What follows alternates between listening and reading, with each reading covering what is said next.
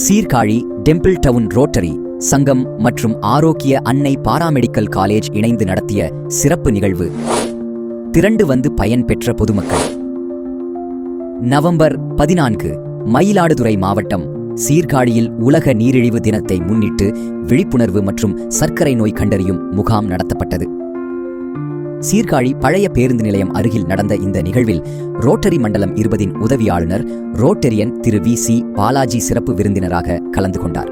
Sirkazhi temple down rotary சங்கத்தின் செயலாளர் திரு RC Vinod மற்றும் இணை செயலாளர் திரு B கார்த்திகேயன் ஆகியோர் முன்னிலை வகிக்க சீர்காழி டெம்பிள் டவுன் ரோட்டரி சங்கத்தின் தலைவர் ரோட்டேரியன் திரு KS கோபாலகிருஷ்ணன் நிகழ்ச்சியை துவங்கி வைக்க சர்க்கரை நோய் கண்டறியும் முகாம் சிறப்பாக நடைபெற்றது. 500க்கும் மேற்பட்ட பொதுமக்கள் இந்த நிகழ்வில் பங்கு பெற்று பலன் பெற்றார்கள். சிறப்பு அழைப்பாளர்களாக சாமு மேல்நிலைப்பள்ளியின் உதவி தலைமை ஆசிரியரும் உடற்கல்வி ஆசிரியருமான திரு S முரளிதரன், முன்னாள் ராணுவ வீரர் திரு நடராஜன், திரு ஸ்வீட் சந்துரு ஆகியோர் கலந்து கொண்டனர்.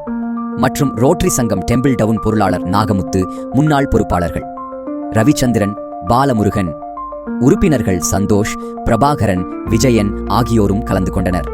நிகழ்ச்சியின் இறுதியில் ஆரோக்கிய அன்னை பாராமெடிக்கல் கல்லூரியின் தாளாளர் திரு டாக்டர் A ஞானசேகரன் அனைவருக்கும் நன்றி கூறினார்.